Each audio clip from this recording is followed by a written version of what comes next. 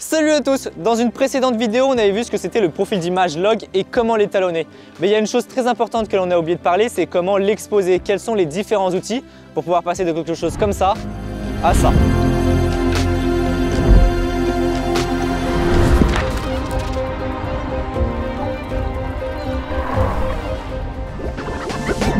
Commençons par voir dans quelles conditions faut-il choisir le log plutôt qu'un profil flat ou standard. Déjà, la première question à se poser, c'est est-ce que je vais avoir le temps d'étalonner mes plans?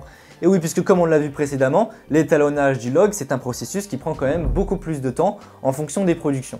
Mais l'avantage, c'est que ça va te permettre d'utiliser pleinement la plage dynamique de ton capteur et tu seras libre dans le sens où tu vas avoir beaucoup plus d'amplitude lors de l'étalonnage. Si tu t'en fous un petit peu de l'étalonnage, il s'agit d'un vlog ou même pour un face cam comme ça destiné à YouTube, je te déconseille de filmer en log. Filme plutôt dans un profil standard, tu vas gagner du temps.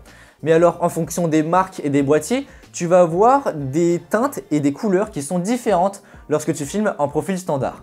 Par exemple sur le Sony A7 III, on va avoir une teinte qui tire vraiment vers les magentas. Et puis aujourd'hui sur les derniers boîtiers Sony, par exemple ici je filme avec un Sony A7 IV, eh bien on peut voir qu'au niveau des couleurs et de la teinte de peau, eh bien on est sur quelque chose de vraiment naturel. Si tu travailles tout seul, tu n'as pas trop le temps d'étalonner tes plans, mais tu souhaites quand même avoir un petit peu de marge et ajouter une touche, je te conseille de shooter dans un profil flat, qui lui va t'offrir un petit peu de marge et surtout c'est beaucoup plus rapide à travailler. Alors après, en fonction des marques, ce profil flat, il va avoir plusieurs noms. Chez Sony, si tu veux du flat, il va falloir choisir le profil Ciné 4, HLG ou encore pour aller plus loin, Cinétone. Chez Lumix, on a le D-Ciné et le V-Ciné. Chez Canon, alors de ce que j'ai compris, la plupart des filmmakers avaient tendance à modifier le profil neutral. Je te mets tous les liens en description. Et enfin, chez DJI, on va avoir le D-Ciné-like. Bref, revenons à notre log. Chez Sony, tu vas avoir le S-Log, chez Lumix, le V-Log, Canon, le C-Log et enfin DJI avec le D-Log. Jusque là, tu vas me dire, ok, effectivement, ça me prend plus de temps d'étalonner mes plans, mais si ça me permet d'obtenir une meilleure qualité d'image, eh bien go filmer tout le temps avec. Dans la logique, je te dirais oui, mais en réalité, c'est un peu plus compliqué que ça. Et oui, puisque en tenant compte des contraintes pour l'étalonnage, il faut aussi tenir compte des contraintes lors du tournage, à savoir avoir la bonne exposition. Le profil log étant très décontrasté et ayant besoin de certaines conditions, c'est compliqué quand on commence et même après de bien exposer ses plans, surtout si on n'a pas d'écran externe.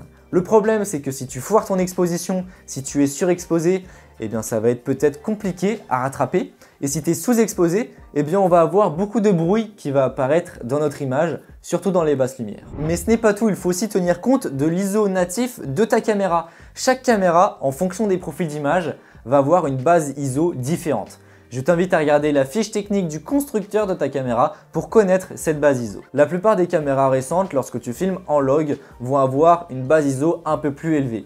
Par exemple, avec le Sony A7 IV, lorsque je filme en S-Log 3, je vais avoir une base ISO à 800 et 3200. Ça veut dire que j'obtiendrai la meilleure qualité d'image si je suis à 800 ou 3200 ISO. Pour bien que tu comprennes ce qu'est la base ISO et par ailleurs le double ISO natif, je t'ai fait un petit schéma.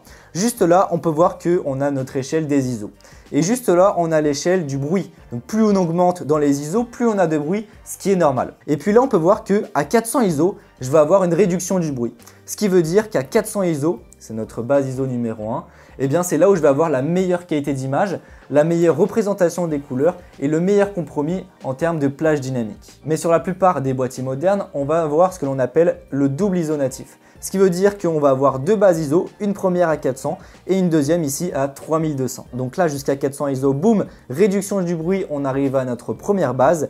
Et là après, boum, boum, boum, on augmente progressivement. Arrivé à 3200, on a une deuxième réduction. Et puis à partir de là, ça va jusqu'à l'infini. Et c'est là où tu commences à comprendre le principe, pourquoi il faut se fixer à notre base ISO lorsque l'on filme tout particulièrement en log. Je vais avoir la meilleure qualité d'image lorsque je serai à 400 ou 3200 ISO. La base ISO change en fonction des boîtiers. Par exemple sur la A7S III, la FX3, la FX30, puis même d'autres caméras de chez Sony, on va avoir une seconde base ISO à 12800 et non pas à 3200.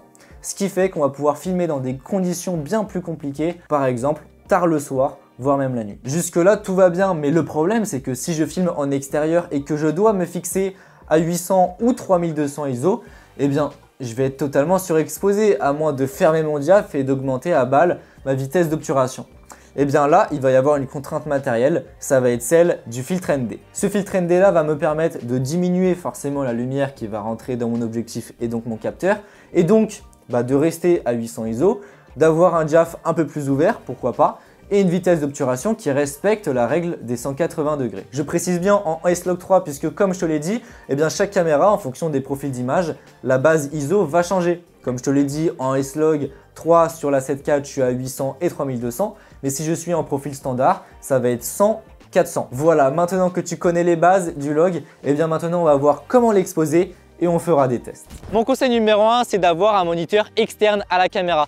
Ça va te permettre déjà dans un premier temps de voir mieux ce que tu filmes et surtout d'avoir plein d'outils en plus. Mais déjà, on va voir comment exposer ton image si tu n'as pas de moniteur. Le premier outil que tu vas retrouver sur pratiquement toutes les caméras, ça se situe tout en bas, juste là. Donc tu vas avoir tous tes réglages d'exposition, à savoir l'ouverture, la vitesse d'obturation, les ISO. Et puis là, on a un petit symbole MM. Ça s'appelle le correcteur d'exposition ou encore le multimètre. Mais juste avant ça, pour pouvoir pleinement s'en servir, il faut que tu fasses attention à ce que tu sois bien en mode multi. Donc généralement, ça va être dans les réglages d'exposition, puis mesure, et puis là on peut retrouver le réglage multi. Voilà, maintenant on peut pleinement s'en servir et puis en fait cet outil-là, il va faire une moyenne de l'exposition en elle-même de ton image pour te dire si tu es plutôt surexposé ou sous-exposé. Donc là on peut voir que je suis sous-exposé, on le voit très bien à l'image et puis surtout mon petit outil indique -2, -1,7. Donc déjà il va falloir que je modifie mes réglages de manière à être déjà mieux exposé. Donc là on peut voir que je suis à 0, 0,7. Ça serait les réglages idéaux si je suis dans un profil d'image standard. Sauf que le log est un profil d'image qui a besoin d'être légèrement surexposé. Entre 0,7 à +2 grand max si on est chez Sony. Donc là hop, j'adapte mes réglages. Donc encore une fois en extérieur, ça sera plus le filtre ND. Bon là j'en ai pas donc je fais avec l'ouverture. Et là on peut voir que je suis à plus 1,7. Donc voilà, on est prêt à shooter. Le deuxième outil que tu vas pouvoir retrouver sur pratiquement toutes les caméras, les moniteurs, logiciels d'édition photo vidéo, c'est bien sûr l'histogramme. Alors l'histogramme, il va te permettre de visualiser graphiquement l'exposition, la luminance de ton image. Donc sur la gauche, on va retrouver les très basses lumières, les noirs, et sur la droite, les très hautes lumières. Donc autrement dit, on peut découper ce graphique en trois. À gauche, les tons foncés, au milieu, les tons moyens et à droite, les tons clairs. Ça, c'était en longueur. En hauteur, cette fois-ci, puisqu'on est sur un graphique, eh bien, ça va être le nombre de pixels qui correspond à cette exposition. Donc par exemple, si j'ai une très grande partie de mon image qui est sous-exposée, eh bien, je vais avoir un pic au niveau de mes basses lumières, les tons foncés. A l'inverse, si je fais un coucher de soleil par exemple, mais que je l'ai surexposé, donc je vais avoir une grande partie de mon image qui est surexposée, eh bien je vais avoir un pic au niveau de mes très hautes lumières, les tons clairs. Je te mets à l'image plusieurs images avec leur histogramme, tu peux mettre pause pour mieux comprendre. Le but de l'histogramme, un petit peu comme tous les outils qui forment un graphique, eh bien ça va être de t'aider à mieux comprendre l'exposition de ton image de manière à faire en sorte qu'elle soit équilibrée, à optimiser ta plage dynamique et surtout à faire en sorte que l'on ne va pas perdre d'informations. Puisque forcément, si ton image elle est surexposée, eh bien là, c'est foutu. Si la totalité de ton graphique, de ta courbe est dans les hautes lumières ou les basses lumières même, eh bien il faut se poser la question, est-ce que je suis correctement exposé? Enfin, le dernier outil que tu vas retrouver sur toutes les caméras modernes et les moniteurs aussi d'ailleurs, c'est bien sûr les luttes de conversion. Puisque voilà, quand on filme avec un petit écran comme ça, eh bien c'est compliqué de s'imaginer le résultat final. Et donc, on a la possibilité dans les réglages d'afficher une aide à la visualisation pour pouvoir voir à peu près notre résultat final. Ça, c'était pour les outils qui sont disponibles sur la plupart des caméras. Maintenant, on va voir ce qu'il y a sur ton moniteur. Le premier outil, c'est le Waveform. Il est d'ailleurs disponible sur certaines caméras comme les Blackmagic. Donc en fait, à la même manière que l'histogramme, ça va te permettre de visualiser graphiquement l'exposition de ton image, sauf que là, on va être beaucoup plus précis et puis surtout, on va pouvoir même visualiser les couleurs. Faut pas s'inquiéter, je trouve que c'est même plus simple à comprendre que l'histogramme. Donc en fait, ça se lit comme une image. C'est vraiment comme si on superposait le graphique à notre image. Donc ça se lit de gauche à droite, comme une image. Et puis en fait en hauteur, cette fois-ci ça va pas être la hauteur de notre image, mais ça va être l'exposition. Donc ça s'appelle l'échelle IRE. Donc tout en bas on va avoir le 0, c'est le noir, les tons foncés. Et puis tout en haut on va avoir le 100 ou le 1000 et ça c'est les tons clairs. Donc le blanc. Pour simplifier, le bas du graphique ça va être nos basses lumières, les tons foncés. Le milieu, eh bien ça va être nos tons moyens. Et puis tout en haut ça va être les tons clairs, les très hautes expositions. Tu l'auras donc compris, c'est à peu près la même chose que l'histogramme. Le but, ça va être de ne pas dépasser les extrêmes. Donc il ne faut pas que notre courbe, elle dépasse le 0 ou le 1000. Parce que si on dépasse ces deux valeurs-là, donc le noir ou le blanc, eh bien en fait on perd de l'information. Après bien sûr ça va dépendre des caméras puisque chaque caméra a une plage dynamique qui est plus ou moins performante et donc en fonction des caméras, tu vas réussir à récupérer plus ou moins d'informations.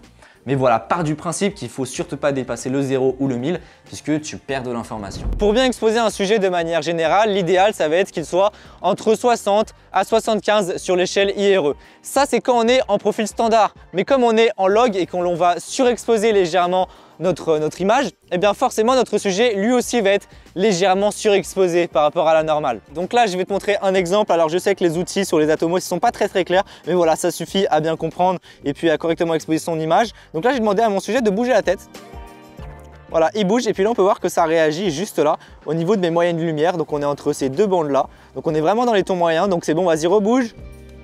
Voilà, on peut voir que ça bouge vraiment dans les moyennes lumières juste là, donc on est ok, l'exposition est good. Le troisième outil, c'est les false colors. Alors là, c'est clairement un step au-dessus. C'est encore une fois un outil qui est disponible sur certaines caméras comme les Blackmagic et clairement, c'est l'outil ultime pour moi. C'est beaucoup plus simple à comprendre, c'est plus précis. Ça va te permettre clairement de visualiser les zones qui sont surexposées ou sous-exposées à l'aide de couleurs. Et si tu as l'opportunité sur ta caméra ou sur un moniteur, c'est clairement l'outil qu'il faut utiliser. Donc sur la gauche, tu vas retrouver une échelle de couleurs qui va du violet au rouge généralement. Le violet, ça va être à la même chose que notre échelle IRE, les tons foncés, donc le noir, les très basses lumières, et à l'inverse, le rouge, le orange, le jaune, eh bien ça va être nos hautes lumières. Autrement dit, sur notre échelle IRE, ça correspond au 1000. Et entre ces deux couleurs, eh bien, tu vas avoir une échelle. Donc, tu vas avoir du gris, du rose, du violet, etc. Et ça correspond à différents paliers d'exposition. Donc, tu l'auras compris, de manière générale, si tu veux exposer une personne, il faut que la couleur de peau, enfin cette personne-là, elle soit dans les moyennes lumières. On le voit très bien juste là. Donc, il faut que ma peau soit symbolisée par la couleur rose, gris ou bleu. C'est super précis, très simple à utiliser à l'aide des couleurs. Voilà, si tu vois du rouge, du violet dans ton image, eh bien, il faut que tu te poses la question, est-ce que je suis correctement exposé? Donc là, la première étape, ça va être déjà de définir son plan. Donc, est-ce que je veux un plan serré, un plan large? Enfin voilà, je vais agir sur mon zoom pour regarder un petit peu qu'est-ce que va donner le plan. Donc là, je vais me mettre comme ça. Donc, je suis à 35 mm, on est plutôt pas mal. Deuxième étape, c'est bien sûr de se mettre en S-Log3. Donc là, c'est juste là les PP, donc c'est profil d'image. Donc hop, je me mets ici et puis PP8 sur Sony, ça correspond au S-Log3 en S-Gamut 3 signé. Maintenant, ça va être de définir nos réglages d'exposition qui sont juste là. Donc là, on peut voir que je filme à 25 images par seconde. Si je respecte la règle des 180 degrés, ça veut dire que mon obturateur doit être à 1/50e. Donc là, c'est chose faite pour pouvoir garder un flou de mouvement naturel, donc 1/50e. Ensuite, mes ISO, eh bien, je respecte la base ISO de mon boîtier, donc je suis à 800 ISO. Et puis l'ouverture, c'est l'un des seuls réglages entre guillemets que tu vas pouvoir utiliser pour pouvoir gérer légèrement ton exposition. Alors après, attention, si tu as envie d'avoir un joli bokeh, un joli flou d'arrière-plan, eh bien forcément, il va falloir que ton diaphragme soit assez ouvert et donc garder une ouverture. Là ici on va se mettre à 3.5. Le problème c'est que là on est à l'ombre, mais si je me mets en plein soleil à 800 ISO avec une grande ouverture en extérieur, forcément je vais être surexposé, vraiment surexposé. Là on peut voir que je suis au-dessus des +2 puisque ça clignote et donc forcément je vais être obligé d'utiliser un filtre ND. Et puis à partir de là, mon multimètre qui soit entre plus 0,7 à +2 grand max. Donc là je suis à +1, on est pas mal. Je vais encore ouvrir un petit peu. Voilà, on est à 1.7, on est plutôt pas mal. Maintenant, dernière chose concernant l'exposition, forcément depuis tout à l'heure, on s'est basé sur le multimètre. Le problème, c'est que le multimètre, c'est une moyenne de l'exposition en général de ton image. Donc si tu as une zone qui est très sombre et une zone qui est totalement surexposée, eh bien lui, il va faire une moyenne. Mais ça ne veut pas forcément dire que ça va être bon. Donc pour cela, il va falloir afficher les différents outils que je t'ai présentés tout au cours de la vidéo. Donc ça peut être l'histogramme, les waveforms, les false colors. Dans le cas de l'histogramme, il est juste là. Et bien on peut voir que je n'ai pas de pic au niveau de mes hautes lumières, ni de pic au niveau de mes basses lumières. On a vraiment une courbe au niveau de mes tons moyens, donc je suis correctement exposé. Maintenant, si je passe sur mes waveforms, donc qui sont juste là, on peut voir que je ne dépasse pas les 100, donc je ne perds pas d'informations, ni les zéros. Donc là, on est parfait. Et maintenant, j'active les false colors, c'est pour moi le meilleur outil. Et puis là, on peut voir que je suis correctement exposé. Si je demande à Nathan de dégager la caméra devant son visage, on peut voir qu'on est en gris rose, donc c'est parfait. On est au niveau des moyennes lumières. Pareil, au niveau de la façade qui est juste là, on est dans le gris, donc c'est parfait. On est un tout petit peu plus que les tons moyens. Et puis voilà, enfin bref, l'exposition de l'image en elle-même est bien faite. Maintenant qu'on a défini notre cadrage, on a fait les réglages d'exposition, il manque une dernière chose, c'est bien sûr la balance des blancs. Il faut absolument qu'elle soit en manuel puisque sinon le gros bordel. Voilà, ça va faire que varier. En plus, comme tu es en log, ça va faire n'importe quoi. Donc, il faut absolument la locker. Donc, pour cela, rien de plus compliqué, hein. Tu viens bien sûr dans tes réglages de balance des blancs. Et puis là, tu te mets sur les profils que tu veux. Moi, j'ai l'habitude de me mettre en profil personnalisé. Hop, juste là. Et puis après, tu définis ta température. Ici, on a 5500. C'est parfait. Maintenant, si tu veux voir le résultat final, soit tu affiches LED d'affichage gamma, donc directement sur ton boîtier, soit directement sur l'Atomos. Hop, juste là, on va pouvoir activer les luttes de conversion. OK. Et donc là, j'ai un petit aperçu de mon résultat final. On peut voir que tout de suite, c'est beaucoup plus saturé, on a beaucoup plus de contraste. Donc finalement, qu'est-ce qu'il y a à retenir de cette vidéo? Eh bien déjà, il faut toujours que tu te poses la question, est-ce que je vais avoir le temps de filmer en log et surtout les capacités pour pouvoir filmer en log? Puisque comme je te l'ai dit tout à l'heure, il faut bien que tu respectes la base ISO de ton boîtier. Par exemple, avec le Sony A7 IV, je ne vais pas avoir les capacités pour pouvoir filmer en basse luminosité par rapport à la 7S III. En 3, bien sûr, tu vas avoir plein d'outils qui sont disponibles sur les moniteurs, les boîtiers, les logiciels de montage comme les waveforms, l'histogramme, les false coolers, les luttes, ou encore le compensateur d'exposition. Enfin en 4, mais ça c'est la base de la vidéo, ne te mets jamais en balance des blancs automatique. Bon voilà, je pense avoir tout dit. En tout cas, j'ai fait en sorte que ça soit le plus simple possible et le plus rapide pour pouvoir tout condenser dans une petite vidéo. J'espère que tu as compris un maximum de choses. Comme je te l'ai dit, ce genre de vidéo, ça prend beaucoup de temps. Donc si cette vidéo t'a plu, n'hésite pas à mettre un pouce bleu, à t'abonner si tu souhaites en voir plus. Si tu as des questions, c'est dans les commentaires. Et n'hésite pas à partager cette vidéo et à me suivre sur Instagram. Et puis sur ce, on se retrouve pour une prochaine vidéo. Allez, salut! On se retrouve pour le 4e épisode de l'information sur la série Resolve. Et aujourd'hui, on continue les traces d'étalonnage. Donc, précédent épisode, on avait toute l'interface, comment ça fonctionnait, les outils, etc. Et on avait commencé avec la vidéo. Dans cet épisode, on va aller un peu plus en profondeur puisque j'ai choisi